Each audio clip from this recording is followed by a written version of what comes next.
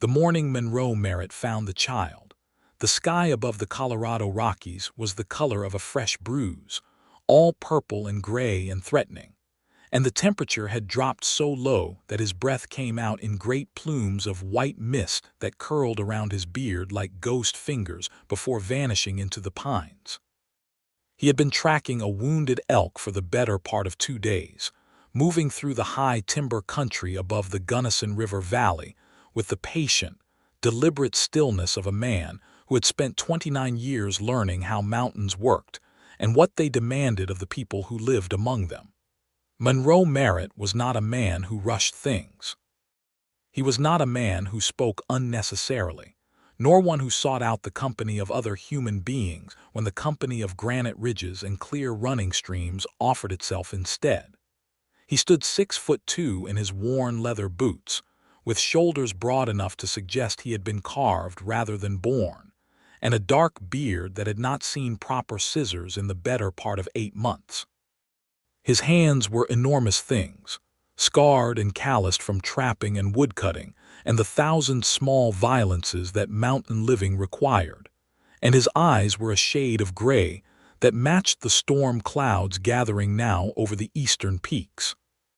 He had not planned to be anywhere near the old Sorensen homestead, which sat abandoned in a shallow bowl between 2 ridges about 4 miles west of the town of Creede, Colorado, in the autumn of 1882. But the elk had led him this direction with the infuriating stubbornness of a dying animal that still has one last trail left in it, and now Monroe stood at the edge of the clearing, where the collapsed cabin sat with its roof half caved in and its door hanging on one hinge, and he stopped walking entirely because he heard something that had no business being in this particular piece of wilderness. He heard a child crying. Not the wild crying of distress, but the quiet, exhausted crying of a child who had been at it for a long time and no longer expected anyone to come, the kind of crying that becomes almost mechanical, a body doing the only thing it knows how to do when everything else has failed. Monroe stood very still for a long moment. He looked at the cabin. He looked at the surrounding timber. He saw no horses. No tracks fresher than 2 days old except for a single set of small boot prints coming from the direction of the creek. He moved carefully toward the cabin because a man who had survived in these mountains as long as Monroe had knew that you approached anything unexpected with your senses sharp and your hand loose near your hip, not because he was a violent man by nature, but because the mountains did not forgive carelessness. He pushed the hanging door open with the heel of his hand and let the gray morning light fall into the interior of the cabin. In the corner, pressed against the crumbling mud-chinked wall, sat a little girl. She was perhaps 4 years old, maybe 5, dressed in a calico dress that was filthy and torn at the hem, with a pair of shoes that were 2 sizes too large and stuffed with what appeared to be rags to make them fit. Her hair was a wild dark tangle around a face that was dirty and tracked through with dried tears, and her dark eyes were enormous in the pale oval of her face when she looked up at Monroe standing in the doorway. She did not scream. She did not run.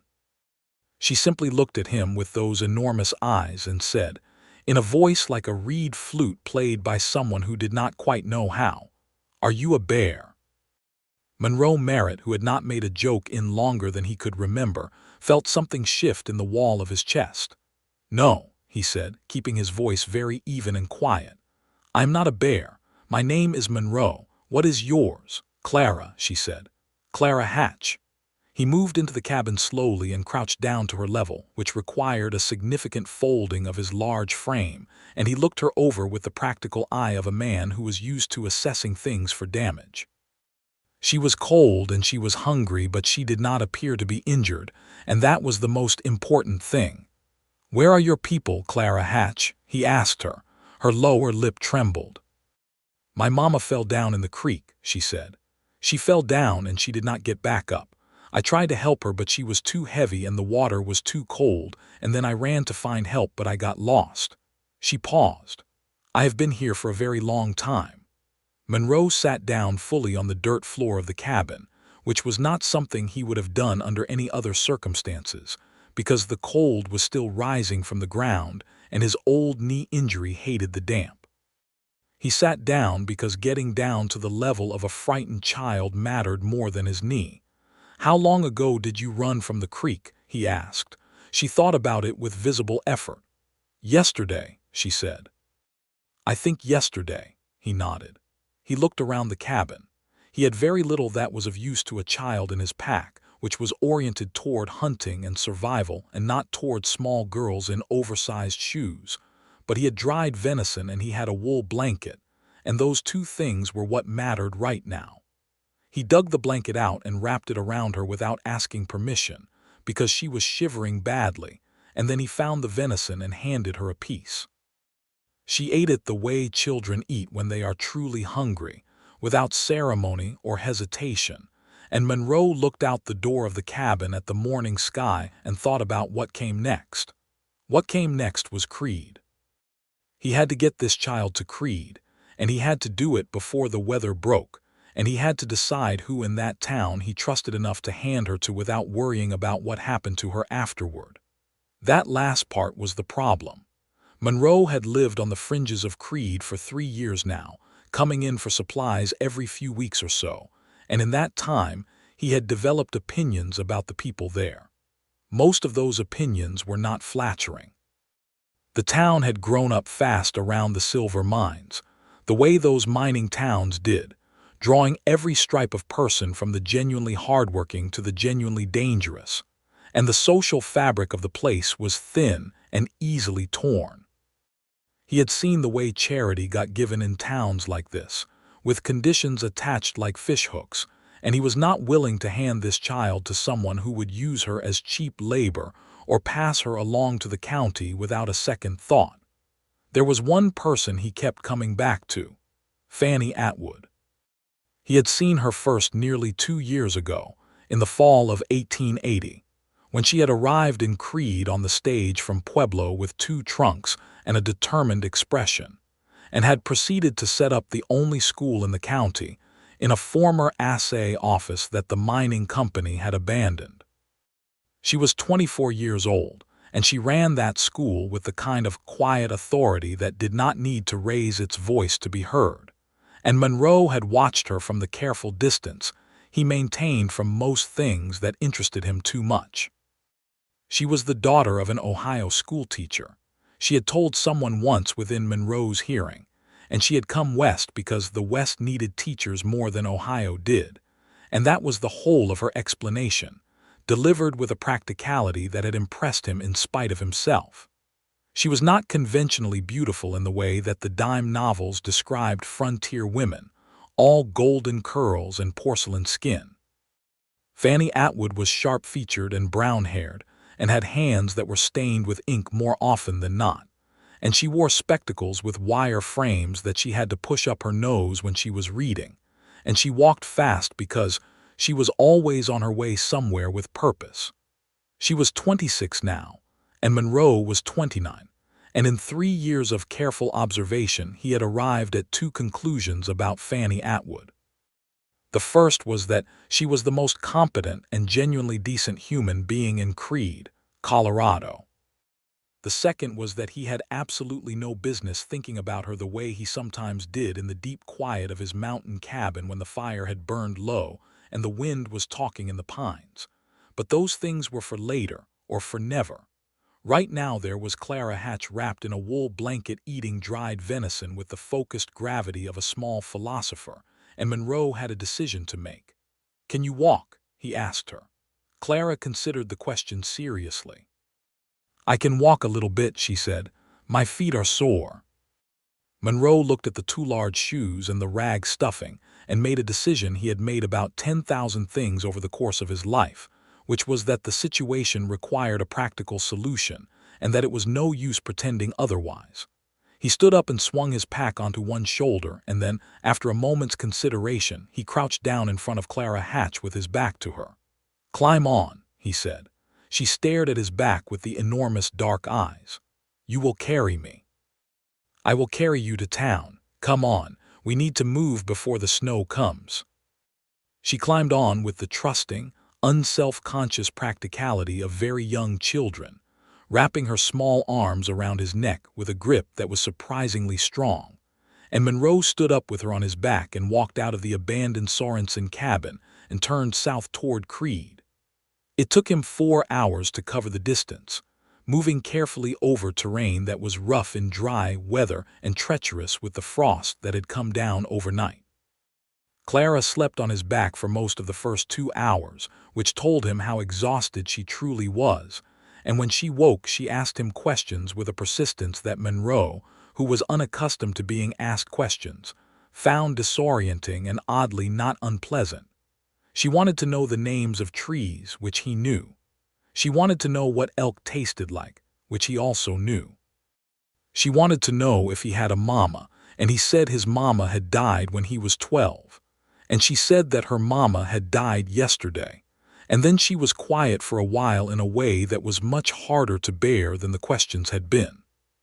She was a good mama, Clara said eventually, very quietly against the back of his neck. I know she was, Monroe said, because that was what you said, and because he suspected it was true. The first buildings of Creede came into view through the pine timber at 2:30 in the afternoon, with the clouds overhead now heavy and low and smelling of snow. And Monroe came down Main Street with Clara Hatch on his back and drew exactly the kind of attention he had been hoping to avoid, because a very large mountain man carrying a small child was not a common sight even in a mining town accustomed to unusual things. He went straight to the school. The assay office that served as the schoolhouse sat on the edge of town away from the saloons, which Fannie Atwood had insisted upon when she negotiated the lease, and it had a painted board out front that said Creede School in letters that showed someone had taken care with them. The afternoon session would have ended an hour ago, and Monroe was gambling that Fannie would still be inside, because in his observation she usually stayed late preparing lessons. He was right. He pushed the door open, and the warmth of the schoolroom came out to meet him, smelling of chalk dust and the pine sap resin of the small wood stove in the corner. And Fannie Atwood was at the long table at the front of the room with papers spread before her and her wire-rimmed spectacles pushed up on her nose. And she looked up at the sound of the door, and her expression went through several things very quickly, surprise and wariness, and then, when she registered what she was seeing, something that resolved into immediate focused concern. "Monroe Merritt," she said, which was not a greeting so much as an acknowledgment that the world was doing unexpected things again. "Miss Atwood," he said, which was likewise. He set Clara down from his back with the careful deliberation of a man setting down something fragile and irreplaceable, and Clara stood in the doorway of the schoolroom and looked around at the papers and the chalkboard and the small desks with an expression of cautious wonder. Fannie came around the table fast, because fast was how Fannie Atwood moved, and she crouched down in front of Clara in a single fluid motion that Monroe noted was exactly what he had done in the cabin, getting down to the child's level, and she said, very gently, "Hello, sweetheart. What is your name?" "Clara Hatch," Clara said. "That man carried me on his back for a very long time." Fannie glanced up at Monroe with an expression he could not entirely read, and then back at Clara. "He did he?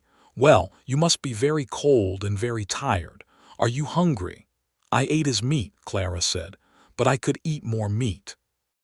That startled a laugh out of Fannie Atwood, a brief bright thing that she seemed slightly surprised by herself, and she stood up and went to a small cupboard near the stove and produced a tin of crackers and a jar of preserved peaches, which she set on one of the student desks and helped Clara climb up to sit in front of.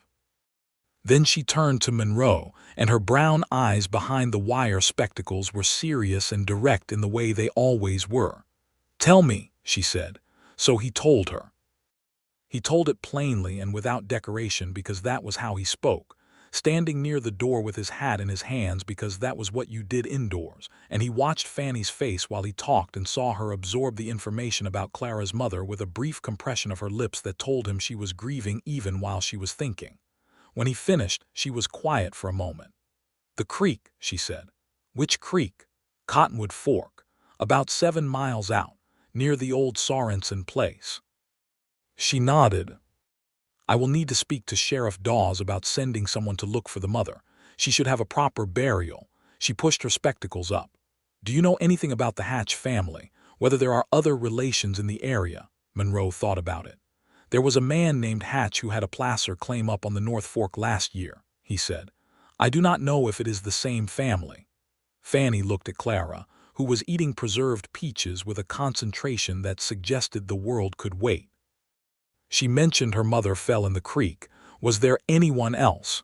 She did not mention anyone else. Fannie turned back to Monroe, and there was something measuring in her expression, not unkind, just the look of a woman who was calculating what resources she had and what they would need to cover. I can take her tonight, she said. I board with the Clarkson family on Elm Street. Mrs. Clarkson will not object to one small child for a night or two, but we will need to determine her situation going forward. She paused. You did right bringing her here. Monroe looked at his hat. I did not know where else to take her, he said, which was the truth, though not the whole truth. Fannie Atwood studied him for a moment with those direct brown eyes, and Monroe had the uncomfortable feeling he sometimes got in her presence, the feeling of being seen more clearly than he was accustomed to, as if those wire-rimmed spectacles looked through rather than merely at. Then she said, Would you like some coffee? I have a pot on the stove, and you look like you have walked 20 miles in the cold. About 12, Monroe said. And yes, I would.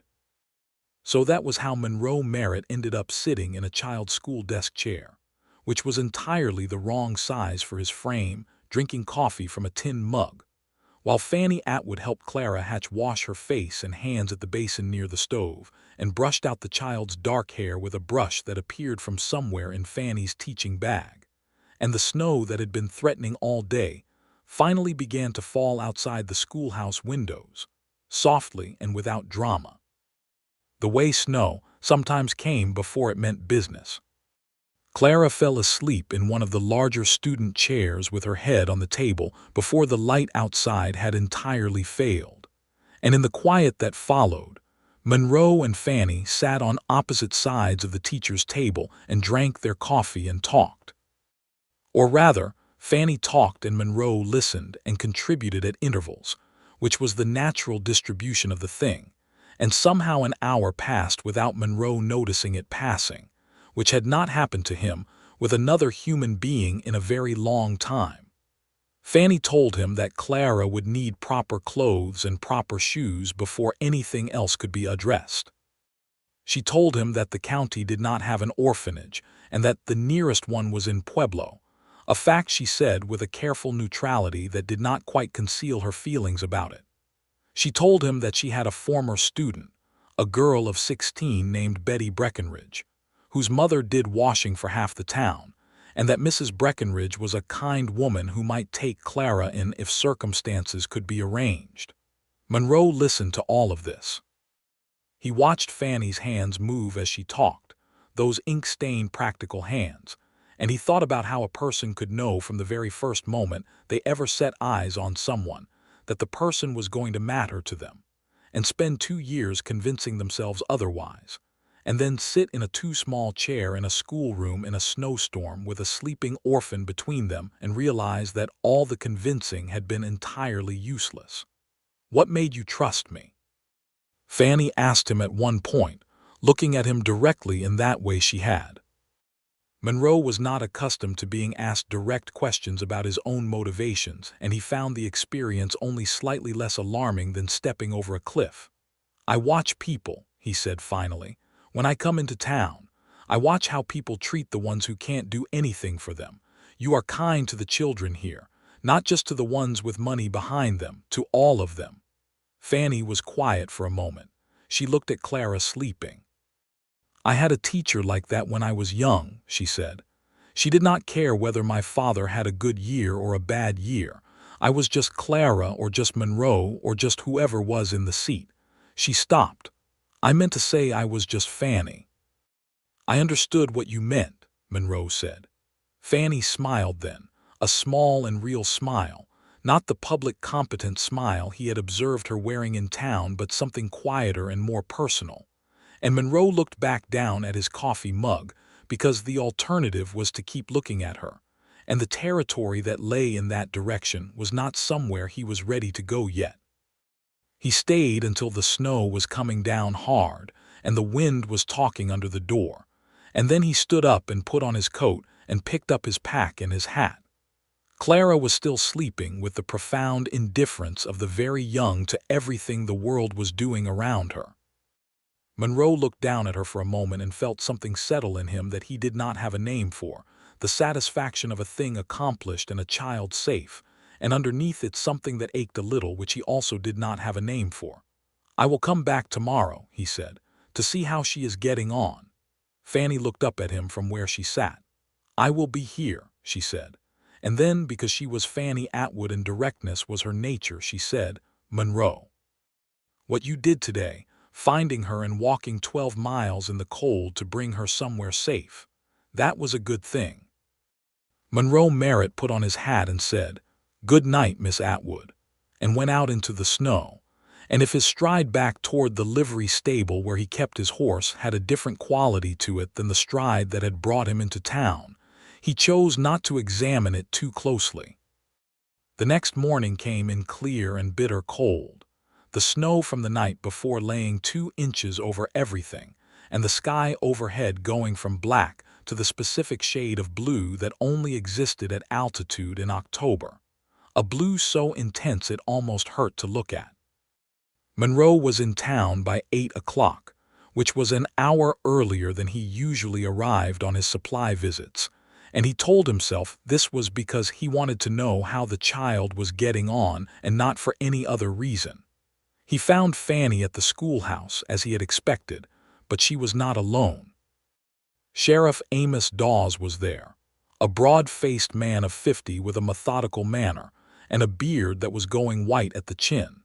And he was sitting across from Fannie with his hat on the table between them and his expression doing the complicated thing it did when he was trying to be official and compassionate at the same time. Clara was sitting on a blanket near the stove with a rag doll that appeared to be new or new enough, and she looked up when Monroe came in and said, "Monroe," with a certainty of recognition that Monroe found unexpectedly affecting. "Morning, Clara," he said, and looked at Fannie. Fannie's expression told him that the situation with Sheriff Dawes was not going entirely smoothly. "The sheriff has been asking Clara some questions," she said with a careful evenness. Dawes looked up at Monroe. "Merritt, I heard you brought this child in last night." He turned his hat on the table. "I need to get to the bottom of her situation. We sent 2 men out to Cottonwood Fork first thing this morning." Monroe sat down in what had become his chair, the too small one near the stove because no one else was using it. "And they found the mother," Dawes said. He glanced at Clara and then back at Monroe, and Monroe understood from this glance that the news was confirmed and that the telling of it was going to have to wait. "She has been identified by papers in her coat as one Margaret Hatch, wife of Thomas Hatch, formerly of Leadville." "Thomas Hatch," Monroe said. "Do you know him?" "I know of a Hatch with a placer claim on the North Fork," Monroe said. "Whether it is the same man, I cannot say." Dawes nodded slowly. "The claim on the North Fork is registered to a Thomas Hatch. We will need to find him and inform him of his wife's death and of his daughter's whereabouts."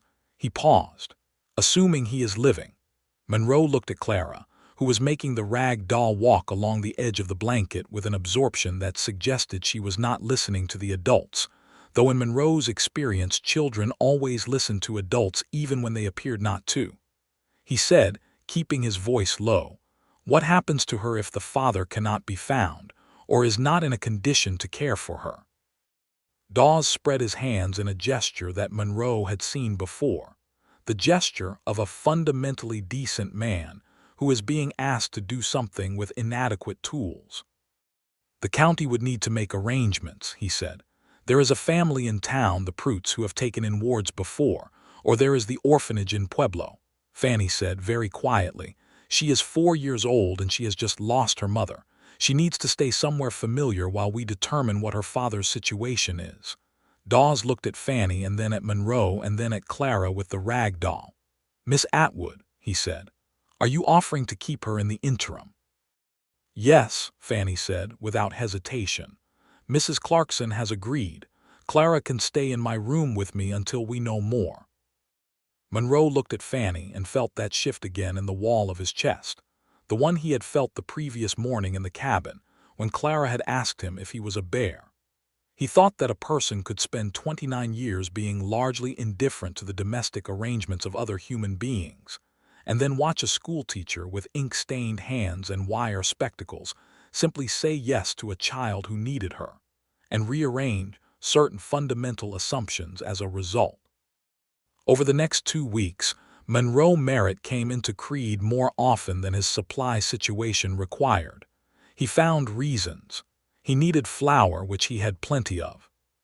He needed to speak to Dawes about the elk carcass he had eventually recovered, and whether there were any hunting regulations he ought to be aware of, which there were not. He needed to check on the condition of his horse at the livery stable, which was excellent. These reasons fooled no one, least of all himself, but they were serviceable reasons, and he used them. The situation with Thomas Hatch resolved itself in a way that was both sad and, in its way, clarifying.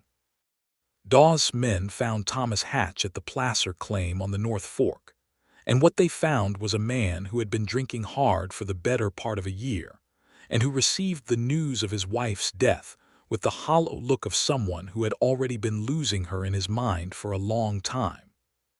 He was not cruel and he was not malicious, Monroe gathered from Dawes' account, but he was in no condition to care for a 4-year-old child, and when it was put to him carefully by Dawes that temporary arrangements had been made for Clara's care, he had accepted this with a grief-stricken gratitude that suggested he knew it himself.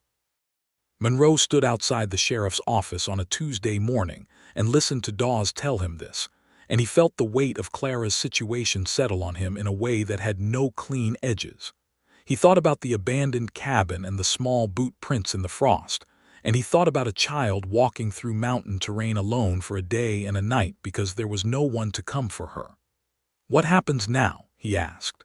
Dawes scratched his jaw. Hatch said he would sign documents giving Miss Atwood guardianship on a temporary basis, if she is willing. It is irregular, but it is not unprecedented, and the county judge in Saguache will approve it if Miss Atwood submits the right papers. He looked at Monroe steadily. "She is already willing.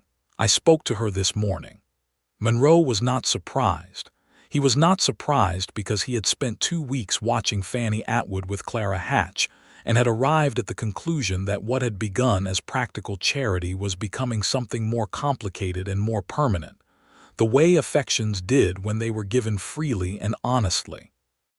Clara had taken to calling Fannie Miss Fannie, which was different from what she called the other adults in her life, and she followed Fannie around the schoolroom after lessons were done with the patient devotion of a very small satellite.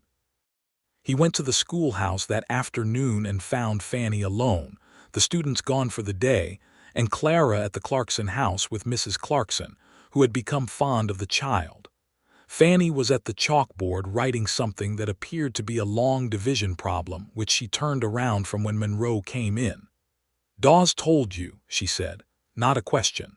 "He told me," Monroe said. He set his hat on the table and stood with his hands open at his sides, which was what he did when he was not sure what to do with them. "Are you certain about this? Taking on a child is not a small thing." Fannie set her chalk down and looked at him. The afternoon light through the schoolroom windows was slanted and golden at this hour, the particular light of high country autumn, and it caught the wire frames of her spectacles and the lines of her face with a clarity that Monroe found somewhat difficult to look at and entirely impossible to look away from. "I am certain," she said. "I know what I am doing, Monroe." He believed her. He believed her because he had watched her do it for 2 weeks without certainty or authorization, simply because it needed to be done and she was there to do it. "Yes," he said, "I know you do." There was a silence between them that was different from the silences Monroe was used to, which were the silences of empty country and wind-worked timber. This silence had weight to it, the weight of 2 people being more aware of each other than was entirely comfortable, and Monroe broke it the only way he knew how, which was by asking a practical question. Is there anything you need, for Clara, that I could help with? Fanny studied him for a moment with those direct brown eyes.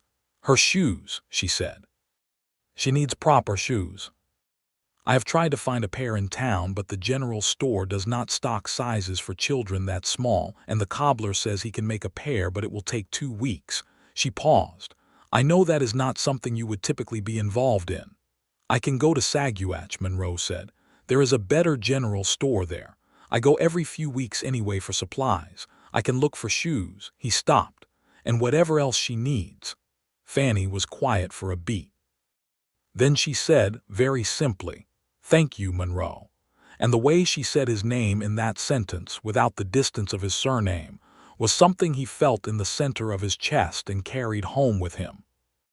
He went to Saguache 2 days later and came back with shoes, child size, brown leather with small brass buttons at the ankle, and he brought them to the schoolhouse on a Friday morning, and Clara put them on immediately and walked back and forth across the schoolroom floor looking down at her feet with the satisfaction of someone who has been given exactly the right thing. They make a sound, she said, delighted, and walked faster to make them sound more. Fanny stood and watched this and then looked at Monroe, and the expression on her face was something that he turned over in his mind repeatedly in the weeks that followed, the warm private quality of it, the way it was specifically for him and not a public expression, but an intimate one, the kind of look that passes between people who are becoming necessary to each other. November came in hard, and the passes above Creede closed early with the first real snowfall of the season, and Monroe found himself coming into town with a frequency that had long since ceased to be explainable by supply needs. He had taken to bringing firewood to the schoolhouse, because Fanny burned through it faster than the mining company's allocation allowed for, and this had become a weekly arrangement that neither of them named or examined too directly. He would come with the wood on his pack horse on Thursday afternoons, and Fanny would be at the schoolhouse finishing the day's lessons, and Clara would be there doing her letters at one of the student desks, because Fanny had started teaching her alongside the older students, and Monroe would stack the wood outside and then come in for coffee, and they would all 3 of them sit in the warmth of the schoolroom in the late afternoon light, while the wind came down off the peaks and talked to itself in the eaves. It was, Monroe thought on one of those Thursday afternoons in the second week of November, the closest thing to a home he had experienced in a very long time. This realization sat with him uncomfortably for a day or two, the way realizations that overturn established habits of thinking tend to do, and then he stopped arguing with it and let it be. He was not an eloquent man. He knew this about himself the way he knew the trail from his cabin to the East Ridge and the particular sound the wind made before a serious storm. He did not have the vocabulary for certain kinds of feelings, or rather he had the feelings without the architecture of words to put them in. And so they lived in the things he did rather than the things he said, in the firewood and the shoes from Saguache and the way he had gone back out to Cottonwood Fork on a Sunday in November when he knew Dawes' men had not done it, and found a good flat piece of ground above the creek and put a proper marker up for Margaret Hatch, Clara's mother, so that the grave was not just a disturbed place in the earth, but something that could be found and recognized. He told Fanny about this and she was quiet for a moment, and then she said, "We should take Clara there when the ground is less hard, so she can say goodbye properly." Monroe nodded. He had thought the same thing. "That was a generous thing to do," Fanny said. "She will want to know that her mother is not forgotten." Monroe looked at his hands. "It was the right thing," he said, because for him those 2 categories were usually the same. December brought deep cold and the kind of clear, crisp days that the high country offered in winter, where the sky was absolutely merciless in its blue, and the snow on the peaks blazed in the sunlight with a light that could stop you mid-stride. Clara had settled into the Clarkson household with the adaptability of children, and she was thriving in Fanny's classroom, learning her letters with a speed that Fanny said, with a certain quiet pride, was well above what you would expect at her age. Thomas Hatch had signed the papers and was living quietly at his claim, and while Monroe kept an eye on the situation through Dawes, it appeared that the man was making some effort to recover himself, though he was not yet in a condition to take Clara back. Monroe had begun to think that perhaps Thomas Hatch would not take Clara back, and that this was something Fannie had also begun to think, though they had not said it to each other directly. What they had said to each other, over those months of Thursday firewood and Saturday morning conversations, and the occasional shared supper at the Creede Hotel, when Fannie was not in a position to cook and Monroe had not yet made the ride back to his mountain, had been a great deal about other things. About the state of the county schools and the reading material available to children, which Fannie felt strongly about. About the condition of the high trails after the early snow, which Monroe knew better than anyone in the county. About Clara's progress and Clara's questions, and the particular quality of Clara's laugh, which was a loud, uninhibited thing that seemed too big for her small body, and delighted everyone who heard it. And sometimes about themselves. These conversations happened more rarely, and with a care on both sides that suggested an awareness that they were moving into territory that mattered. Fannie told him about Ohio, about the schoolteacher father and the practical mother and the 4 siblings, and the sense she had had, from a young age, that the place she was going to be most useful was somewhere that needed her more than Ohio already did. Monroe told her, in pieces that came out at intervals rather than all at once, about his own history, the Virginia mountains where he was born, the father who trapped, and the mother who died of a fever when Monroe was 12, the older brother who went to fight in the war and did not come back, the westward drift that had brought him eventually to Colorado.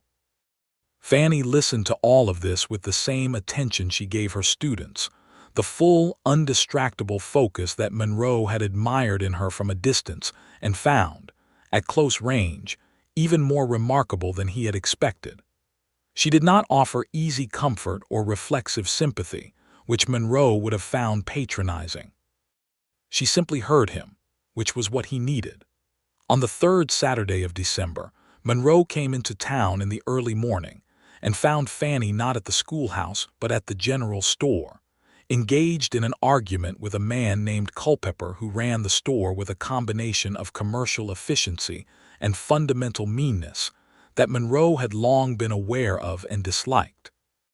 The argument concerned a bolt of flannel cloth that Fannie wanted to buy to make Clara a winter dress, and Culpepper was charging her nearly twice what the cloth was worth, and being unpleasant about it in a way that was not quite over the line Monroe would have needed it to be to intervene physically, but was close enough that Monroe's hands had gone to his sides, and the large stillness had settled over him that people who knew him recognized.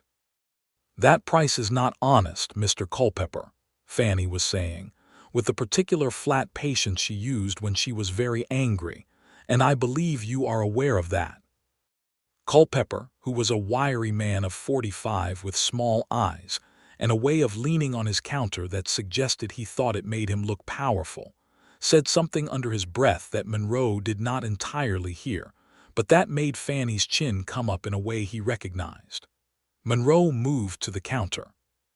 He was not a man who used his size as a threat ordinarily, because he disliked the kind of person who did, but he was aware that his size existed and that it communicated things before he said a word, and he used it now simply by standing at the counter next to Fannie and looking at Culpepper without particular expression. "Morning," he said. "I need a bolt of that flannel there. And whatever else the lady was buying. What is the price?" Culpepper looked at Monroe for a moment and then reassessed his situation. He quoted a price that was much closer to the actual value of the cloth, and Monroe paid it, and when they walked out of the store into the cold December street, Fannie looked up at him and said, "You did not have to do that." "I was buying flannel," Monroe said. "You were not buying flannel, and we both know it." Monroe looked straight ahead down the street. "He was being dishonest with you. He is often dishonest with people he thinks he can be dishonest with," Fannie said. "I have been dealing with it for 2 years." Monroe handed her the paper-wrapped bolt of cloth and looked at her. "You should not have to." Fannie took the cloth and held it against her coat and looked at him steadily, and then she said, "No, I should not." And then, after a small pause, "Thank you, Monroe." They walked together down Main Street toward the schoolhouse, and their breath came out in small, synchronized clouds in the cold. And Monroe thought that this was another thing he was going to turn over in his mind later, the easy rightness of walking down a street beside her. Christmas came to Creede the way it came to mining towns in 1882, with a rough cheerfulness that expressed itself in decorated storefronts, and a great deal of noise from the direction of the saloons, and a church service on Christmas morning that Monroe had not attended in years, but attended this year because Fannie and Clara were going, and he found himself not willing to spend the day otherwise. He sat in a pew in the small frame church with the smell of pine boughs and tallow candles around him, and Clara on the bench between him and Fannie. And Clara held one of his large scarred hands in both of her small ones through the service, with a trust so unconscious and so complete that Monroe had to look straight ahead at the minister for a considerable portion of it in order to keep his expression appropriate to a church service. After the service in the churchyard, Fannie stood beside him while Clara ran in circles in the snow with the Clarkson children, and Fannie said, "She loves you, you know, in the way that small children love the people they are certain of." Monroe watched Clara running and thought about the abandoned cabin and the morning he had found her. "She is a good child," he said. "She is," Fannie agreed. "She is also not going back to her father. I think we both know that now." She was quiet for a moment. "I have spoken to the county judge in Saguat. He says that with Thomas Hatch's continued written consent, formal guardianship is possible." Monroe looked at her. "You would do it, take her formally?" Fannie looked back at him with those clear, direct eyes. "Yes," she said, "if the situation can be arranged. Yes." Monroe looked back at Clara in the snow. He felt something moving in him that was very large and not yet ready to be spoken, but he could feel its shape, the way you can feel the shape of something in a dark room by the way your hands move toward it. January came, and with it a particular cold that drove most sensible people indoors and made the mountains above Creede look like something from a painting that was too dramatic to believe, the peaks white against a sky so dark a blue it was almost violet at the horizon. Monroe's cabin was a 4-hour ride from town in good weather and considerably longer in the deep snow, and he had been making the ride more often than wisdom strictly recommended. On the third Sunday of January, he made the ride in and found Fannie alone in the schoolhouse, which she had permission to use on weekends for her own purposes, and she was writing letters, which she did on Sundays, to her family in Ohio, and to the various educational bodies and county officials whose support she was perpetually cultivating for the school. She looked up when he came in, and a particular thing happened in her face that Monroe had been noticing for several weeks now, a shift in expression when she saw him that was different from the expression she gave other people, a focusing and a warming that was entirely specific to him, and that he was increasingly unable to pretend he did not notice. "You rode in this weather," she said. "The pass was clear," he said, which was true if somewhat selective. She looked at him for a long moment, and then set down her pen and folded her hands on the table in the precise, deliberate way she did when she was about to say something she had been thinking about. Monroe recognized this from several previous conversations, and he sat down in his chair and waited. "Monroe," she said, "I want to ask you something directly, and I want you to answer me directly because that is how we talk to each other, and I do not want to change that." "All right," he said. "Do you come into town this often because of Clara, or because of me? Or is it both of those things in a proportion you have not yet worked out?" Monroe looked at her. He was a man who believed in plain speaking and had always been one, and so he said plainly, "Both. And the proportion is something I have worked out, though I have not said it yet." Fannie held his gaze. "Then say it." Monroe took a breath. He was not an eloquent man, and he knew it, and he did not try to be anything other than what he was. "I think about you most of the day," he said. I have been thinking about you for 2 years since before all of this, since before Clara. I come into town this often because there is nowhere else I want to be." He stopped. That is the proportion. The schoolroom was very quiet. Outside, the wind was moving through the pines with a low, persistent sound, and the stove was ticking as the metal expanded with heat. And Fannie Atwood sat across the table from him with her hands folded and her brown eyes very clear behind the wire frames, and did not say anything for a moment.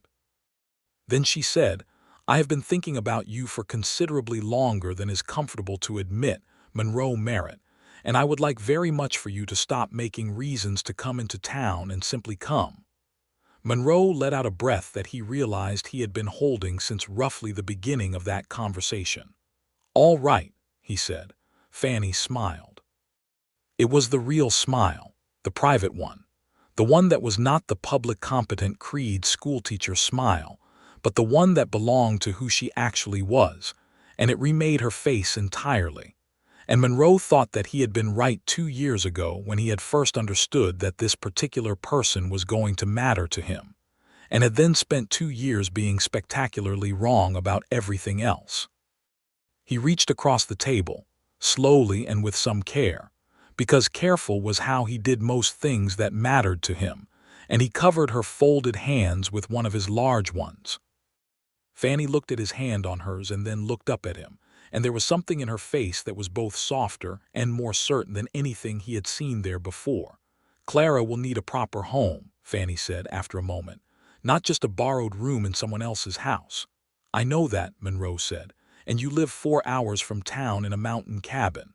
"I know that too." Fannie tilted her head slightly. "Are you interested in solving those two problems simultaneously?"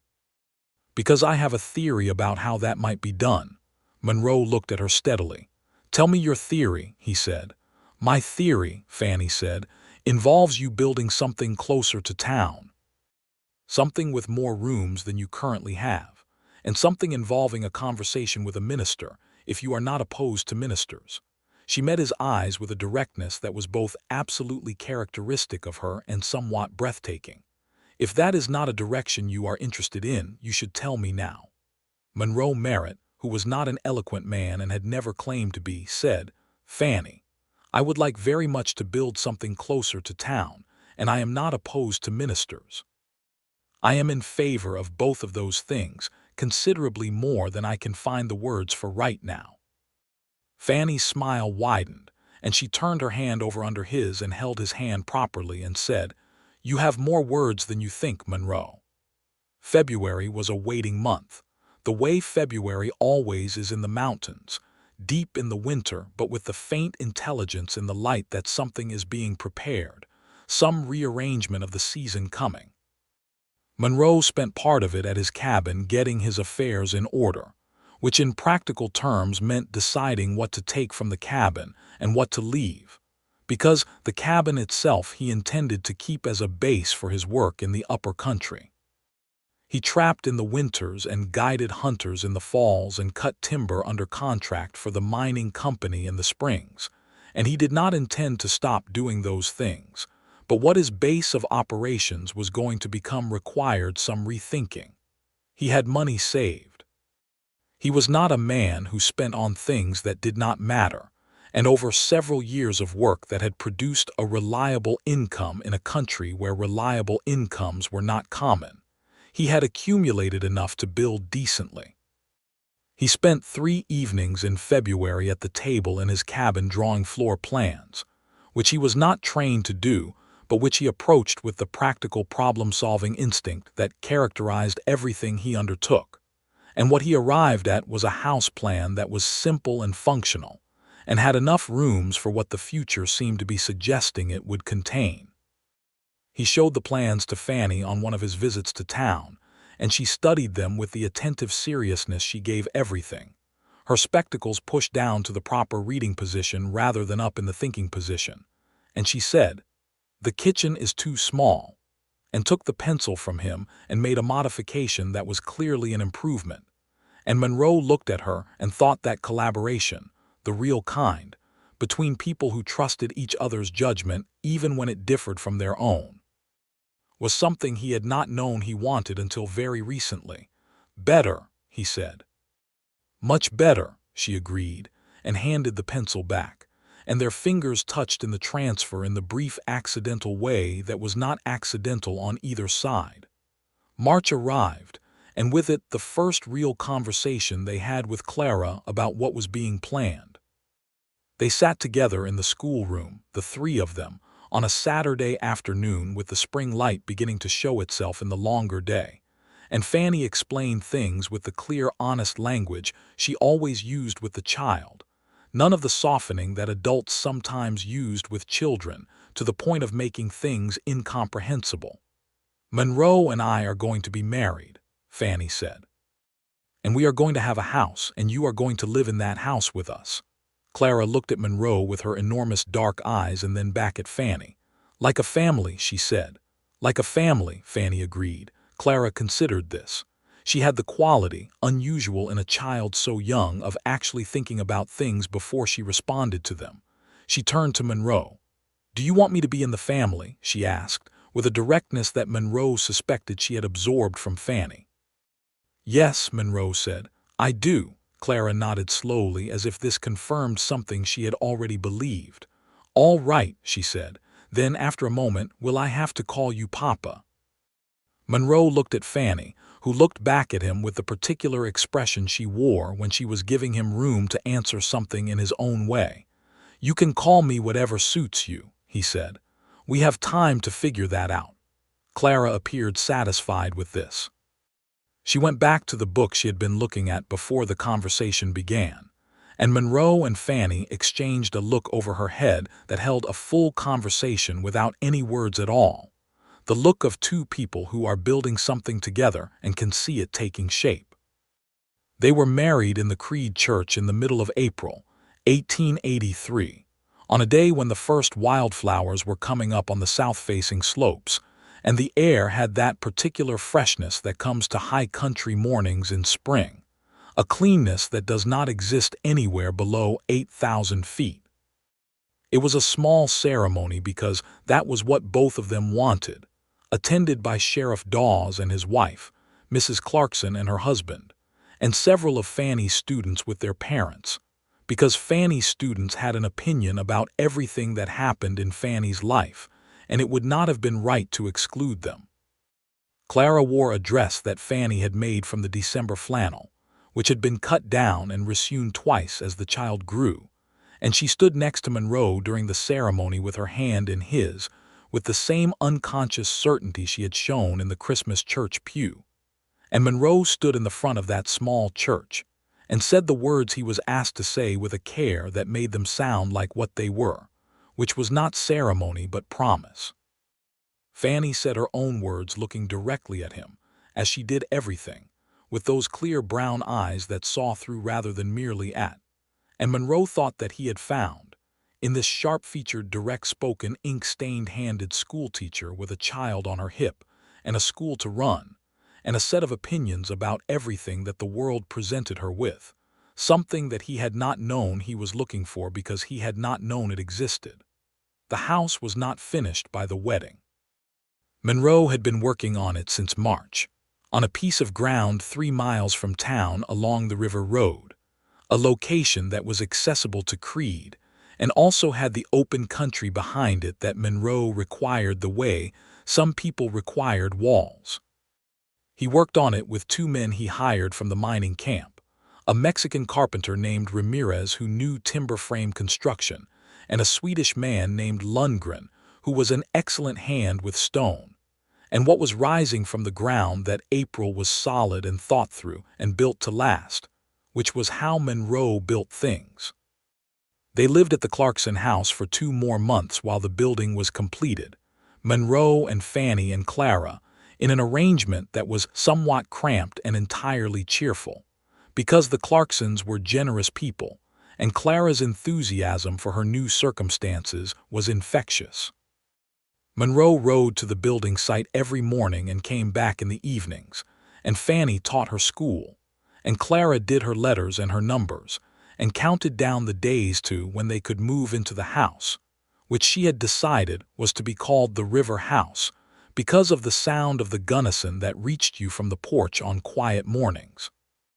They moved in on the 15th of June, a Saturday, and the moving in consisted of Monroe carrying things from the wagon, while Fannie directed their placement with the systematic authority she brought to everything she organized. And Clara ran from room to room calling out what each one was: bedroom, kitchen, schoolroom, which she declared her reading room because Fannie had lined it with bookshelves. That first night in the river house, when Clara had been put to bed in her room and the oil lamp had been turned low in the kitchen, and the sound of the river was coming through the open window in the summer warmth, Monroe sat at the table with Fannie and felt the specific quality of the quiet around them, the quiet of a house with people in it who are where they are supposed to be. "Well," Fannie said, with a small smile. "Well," Monroe agreed. She reached across the table and touched his face, the specific and deliberate touch of someone who knows what they are doing and why, her ink-stained hand against his beard, and Monroe held very still under it the way he held still in the mountains when something he did not want to disturb came close. "I think," Fannie said, "that we are going to be very happy here." Monroe turned his head slightly and pressed his lips against her palm, which was as much eloquence as he had in him at that particular moment but appeared to be sufficient, because Fannie's smile widened and she said, "Yes, I think so too." The summer of 1883 was a good one. The school term ended in late June and would resume in September, which gave Fannie a summer that was not exactly free, because she spent a considerable part of it corresponding with the county educational office about improving the school's resources, but was freer than her usual schedule, and she spent it planting a kitchen garden behind the house with a focused enjoyment that Monroe found very pleasing to observe, and teaching Clara to read beyond the level any 4-year-old had a right to be reading at, and walking with Monroe in the evenings along the river when the light was long and golden, and the mountains above them were turning all the shades of bronze and copper that the high country went in summer evenings. These evening walks became their time, the time when they talked about the things that did not fit easily into the busy days, the thoughts that required some space and some moving to come out properly. Monroe talked on these walks more than he had talked in the whole of the previous year before Fannie, which was saying something, because Fannie had a gift for asking questions that opened rather than closed, questions that made him reach for things he usually left undisturbed in the depths of himself. She asked him once, on an evening in late July when the fireflies were just beginning over the meadow and Clara was running after them with a jar, whether he was happy, not as a pleasantry but genuinely, the way she asked Clara whether her shoes fit or whether a passage in a book was clear, wanting a true answer. Monroe watched Clara chase the fireflies in the warm dusk and felt the particular quality of the moment, the solidity of it, the way it sat in him without reservation. "Yes," he said. "More than I knew how to expect." Fannie stood beside him with her hand in the crook of his arm and was quiet for a moment. Then she said, "I want to tell you something about when I came out west." He waited. "I told people I came because the West needed teachers," she said, "which is true. But the reason I needed to come, the more personal reason, is that I was afraid of becoming invisible." She paused. "Not literally, but I had a sense that if I stayed where everything was already arranged and decided, I would simply fit into the arrangement and no one would ever quite see me, including me." She looked at the river. "I wanted to be somewhere I had to be real, where there was no room for anything else." Monroe was quiet for a moment. "And was it that," he asked, "when you came?" Fannie laughed softly. "It was terrifying and wonderful and nothing like what I expected, and yes, it was exactly that." Monroe looked at her profile in the fading light and thought about 2 years of watching her from a careful distance, and the schoolroom and the too small chair, and the flannel from Culpeper and Clara's shoes from Saguach and the grave marker at Cottonwood Fork, and all the thousand small things that had brought them to this riverbank on this July evening with their child running after fireflies in the meadow. "I see you," he said. "I want you to know that. I have been seeing you for a very long time." Fannie turned and looked at him, and the evening light was on her face, and she was absolutely beautiful in that specific and personal way that has nothing to do with what the dime novels describe.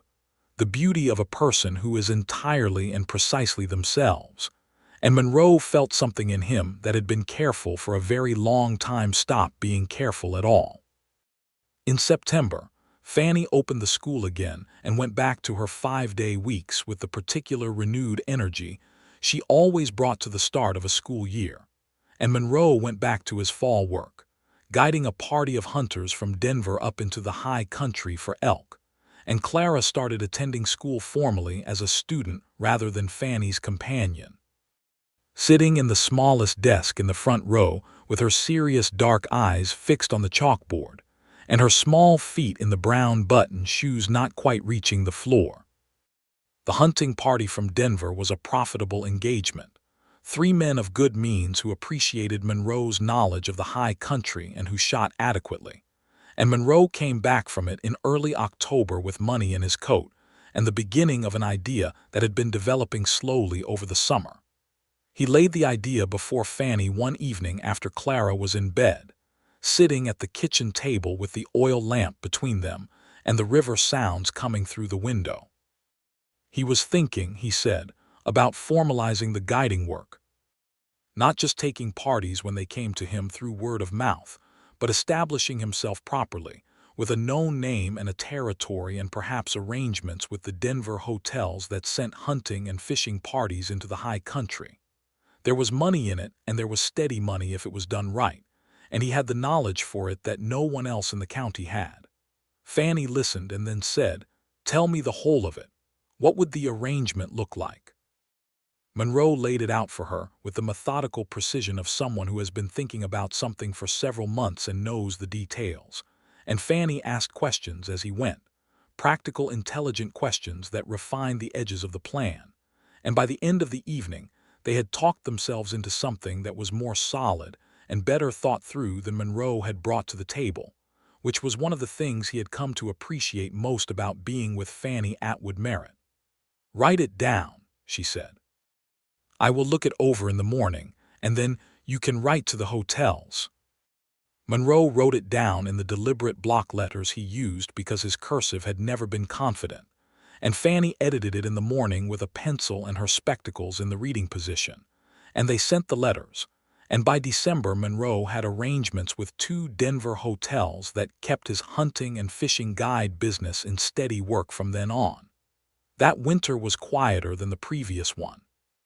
Clara was flourishing in a way that was observable to anyone who saw her, growing an inch taller and several degrees more voluble, developing opinions about everything from the correct way to saddle a horse, which Monroe had been teaching her, to the relative merits of different books in Fannie's library. She had stopped calling Monroe by his first name and had started calling him Papa somewhere in October, without announcement or ceremony, simply using it one morning at breakfast as if she had always done so. And Monroe had received this without changing his expression, but had found it necessary to look out the kitchen window at the river for a moment before he could continue eating. In February of 1884, Fannie told Monroe she was expecting a baby.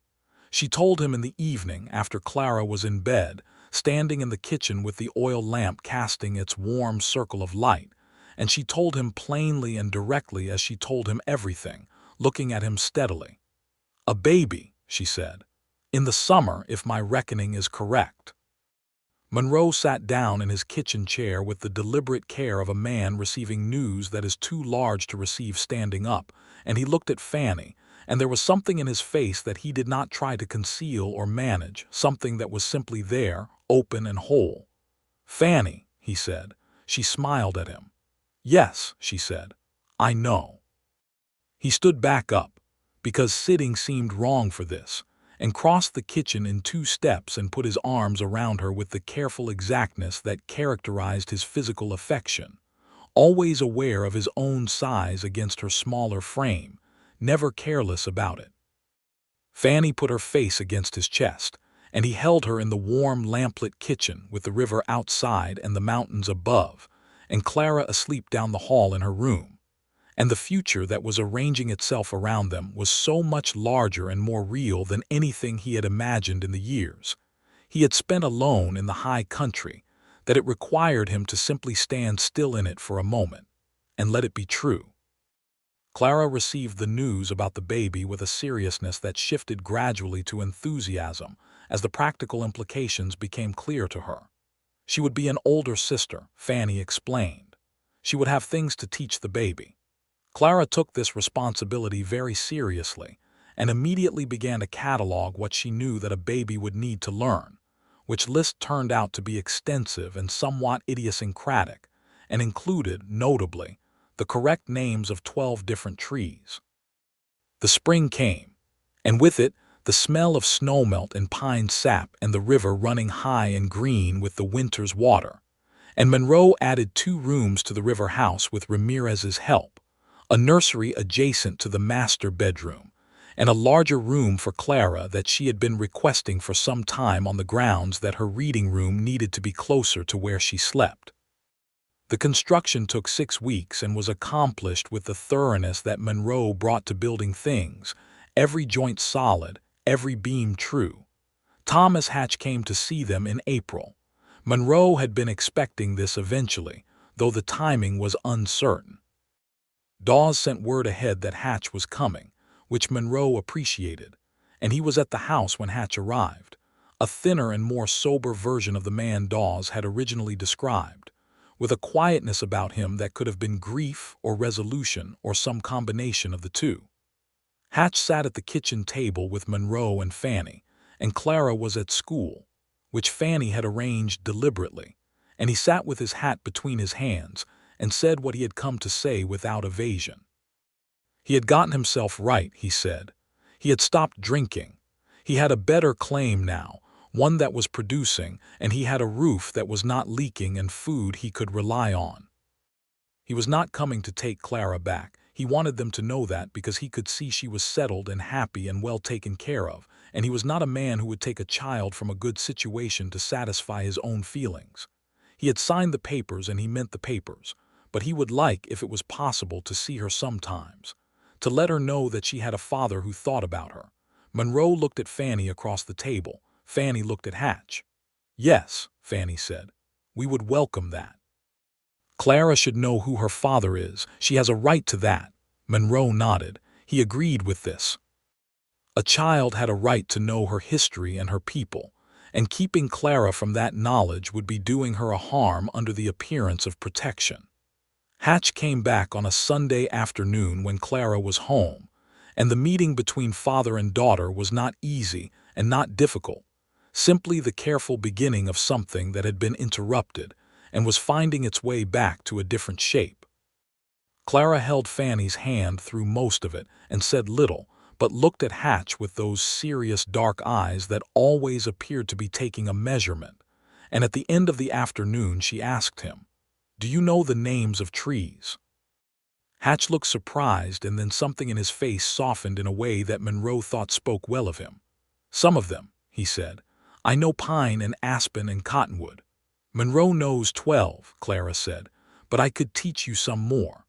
Hatch came back once a month after that, and while Monroe always kept a quiet eye on the situation and always would, he had no reason to alter his view of the man's intentions.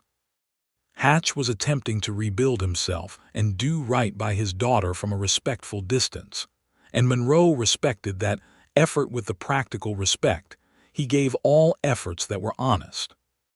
The baby came in July, on a Tuesday morning when the summer was in full force, and the meadow behind the river house was thick with columbine, and the air smelled of warm grass and water. It was a boy, which Monroe had not permitted himself to decide his preference about, and he arrived with a great deal of commotion and the excellent assistance of Mrs. Whiting, who served as midwife for the better part of Mineral County, and when Monroe held him for the first time in the warm bedroom with the morning light coming through the curtains Fannie had put up in spring, the baby was the color of a new candle and was looking at him with an expression of profound outrage that Monroe found entirely relatable. "He is not pleased," Monroe said. Fannie, who was exhausted and luminous in the way that women are immediately after the enormous work of bringing a child into the world, said, "He will come around." She watched Monroe holding the baby with the expression she had been wearing quietly and consistently for over a year now, the look that was specifically for Monroe and no one else, the look of someone who has found exactly what they were looking for. "What shall we call him?" Monroe looked at the baby, who had stopped being outraged and was now looking at the world with what appeared to be cautious interest. "James," Monroe said. "After my father." Fannie smiled. "James Merritt," she said. "Yes." Clara came in from the doorway, where she had been waiting with a patience that had cost her considerably, and looked at her brother with the gravity of a new official responsibility.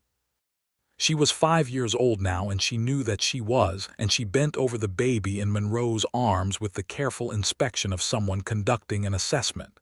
"He is very small," she said. "He will get larger," Monroe said. "Does he know any trees yet?" "No," Monroe said. "That will be your job." Clara nodded, satisfied with this assignment, and stood beside Monroe and looked at the baby. And Monroe sat on the edge of the bed with his son in his arms and his elder daughter at his side, and his wife watching them both from the pillow with those clear brown eyes. And the river ran outside in the July heat, and the mountains stood above them in the blue sky. And Monroe Merritt, who had come to this place alone and had stayed alone through years in the high country, convinced that aloneness was simply what he was, held his son and understood that he had been wrong about that for a very long time. The years that followed were good years.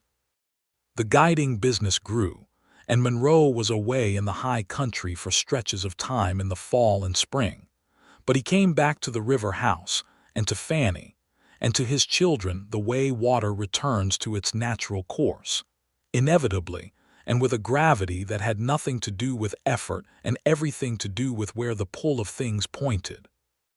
He extended the house twice more as the family expanded, once in 1886, when Fannie told him she was expecting again, and the second time, in 1889, when it became apparent that the reading room Clara had claimed was no longer large enough for the library she had accumulated by the age of 10. Because Clara Merritt read with the particular voraciousness of a child who had been read to by a schoolteacher mother since before she could form letters, and who had decided that books were one of the more important things the world had to offer. James grew into a solid, quiet boy with Monroe's gray eyes and Fannie's quick mind, and he followed Monroe into the mountain when he was old enough, learning the names of streams and the habits of elk, and the way weather moved through the high passes, with the steady, careful attention that Monroe had always used for these things himself.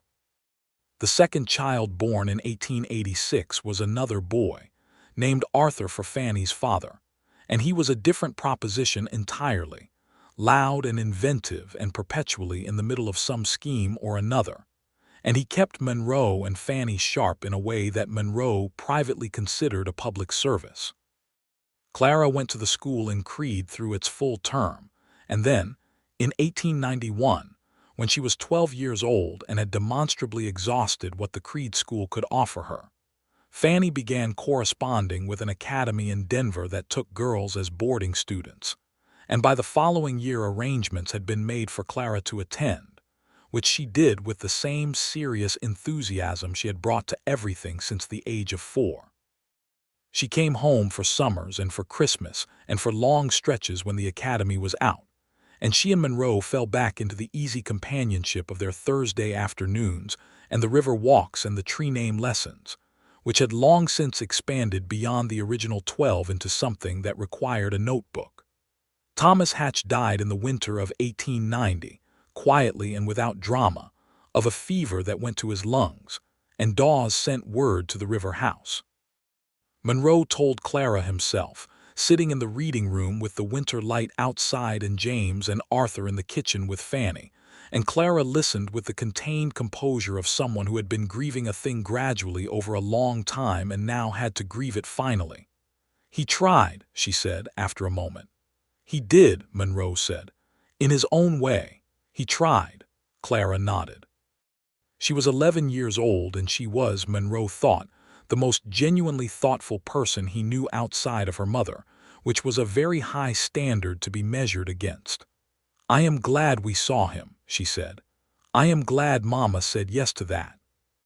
Monroe put his arm around her on the reading room bench and held her while she cried briefly and quietly, for the father she had known at a distance, and the mother she had known for only 4 years in the cabin in the mountains where everything had been before Monroe had come through the door. When she was done, she straightened herself and pushed her dark hair back with a gesture that was entirely her own and said, "All right, I am all right." "I know," Monroe said. She looked at him then with those dark eyes, not the enormous eyes of the frightened child in the abandoned cabin, but the clear, steady eyes of who she had become, and she said, "Papa, I want to tell you something." Monroe waited. "When you carried me out of that cabin," she said, "I was not afraid anymore, even though I had been afraid for a very long time before that. Something about you made me not afraid." She paused. "I have never told you that because I did not have the right words when I was small, but I wanted to say it." Monroe sat very still for a moment, the way he sat still in the mountains when something came close that he did not want to disturb. Then he said, "Clara, you made me not afraid of things I had been afraid of for a long time. I want you to know that too." She hugged him then, with the strong, unself-conscious grip she had used when she was 4 years old on his back on the mountain trail. And Monroe held his daughter and heard Fannie and the boys in the kitchen and the winter wind on the reading room window, and felt the full weight of what his life had become, which was more than he had ever known to ask for. In the summer of 1893, Fannie came home from the school on a Thursday afternoon to find Monroe on the porch of the river house with a cup of coffee, which was unusual because Monroe was not normally a man who sat still in the afternoon. He was sitting in the wooden chair that James had made in his carpentry lessons at school, looking out at the river, and Fannie came and sat in the other chair and looked at him. "What are you thinking about?" she said. Monroe looked at the river. The Gunnison was running clear and low in the August heat, and the willows on the opposite bank were the bright specific green of midsummer, and the mountains above were enormous and close in the afternoon air. "I was thinking," he said, "about an October morning in 1882 when I was tracking a wounded elk and I heard a child crying in an old cabin." Fannie was quiet. "I was thinking about all the things I might have done differently," Monroe said. "If I had been tracking a different elk, if I had turned west instead of south, if I had not trusted what I knew about you well enough to bring her here." Fannie looked at the river. "But you did come south," she said, "and you did bring her here." "Yes," Monroe said. "I am not saying I would change it. I am saying I know how easily it might have been otherwise, and that I am grateful every day that it was not." Fannie reached over from her chair and took his hand, and they sat on the porch of the river house in the August afternoon, with the river running and the mountains above, and the sound of Arthur doing something complicated and probably inadvisable somewhere around the back of the house, and James's voice asking him to stop, and somewhere up the river rode the sound of Clara's horse coming home from Creede, where she had been visiting Dawes and his wife for the week. "Monroe," Fannie said, "I want to tell you something I have not said in exactly these words." He looked at her. "When you walked through that schoolhouse door in October of 1882 with that child on your back," Fannie said, "my life changed. Not because of Clara, though Clara is part of it. Because of you. Because you looked at me when you had a problem that needed solving and thought that I was the one who could be trusted to solve it rightly. Do you understand what that meant to a woman who was trying very hard to be exactly who she was in a place that was not always sure it wanted a woman who was exactly who she was?" Monroe was quiet for a moment. "I understand," he said. "You have always seen me," Fannie said, "from the beginning. I told you once that I came out here because I wanted to be somewhere I had to be real. I did not know when I said that what I was really saying was that I wanted someone to see me being real and to stay." She paused. "You stayed." Monroe tightened his hand around hers. "I was never going anywhere," he said. Clara's horse came around the river bend, and she was visible on the road, 16 years old and riding as if she had been born to it, her dark hair loose and her posture straight, and she raised a hand when she saw her parents on the porch, and Monroe raised his back. James came out of the barn, and Arthur appeared from around the back of the house, with something on his hands that was probably paint, and was definitely not supposed to be there. And the evening was assembling itself over the mountains in the orange and rose of the high country summer sunset. And Monroe Merritt sat on his porch with his wife's hand in his, and watched his family come together for supper in the way it did every evening, with the particular irreplaceable ordinariness of happiness that has been built carefully and held honestly, and does not require any extraordinary circumstances to justify itself. He thought about the mountain man he had been in the fall of 1882, moving through the high timber alone with no particular destination beyond the next ridge in the next season, certain that this was simply what he was, and that anything else was for other people. He thought about the schoolroom and the too small chair and the coffee and the tin mug, and the snow beginning to fall outside the windows. He thought about shoes from saguach and flannel from the general store, and a grave marker at Cottonwood Fork, and a child who asked if he was a bear. He thought about a woman who looked through rather than merely at, who said yes without hesitation when yes was the right answer, who had come west to be real, and had found in him, inexplicably and wonderfully, and with complete mutual astonishment, someone who thought that was exactly the right thing to be. He thought about all of this, and then he let it settle into the place where it lived, which was every single morning that he opened his eyes in the river house and heard the Gunnison, and heard his children and heard Fannie moving in the kitchen, and knew precisely where he was and precisely why it was the best place he had ever been. "Come on," Fannie said, standing and pulling him to his feet with both hands in the way she did, leaning back with her weight to move him because his weight could not be moved any other way, and laughing when he let himself be moved. "Supper is not going to make itself." Monroe let himself be pulled to his feet and followed her into the house, and Clara came in from the barn, and James and Arthur came in from wherever they had been, and the river house was full of noise and warmth, and the smell of whatever Fannie had left on the stove before she went to school that morning, and Monroe stood in his kitchen in the Colorado mountains in the evening of a good day, and thought that this was, in the end, the whole of what a man needed to be. Not the high country, though he loved it. Not the silence, though he had needed it once. Not the careful walls and the careful distance, though they had served him in their time. This particular noise and this particular warmth and these particular people who were his. All of it had come to him on an October morning because he had heard a child crying in an old cabin and had walked through a door. He would have walked through that door 1,000 times. He would have walked through it if he had known everything that lay on the other side and found it heavy beyond his strength.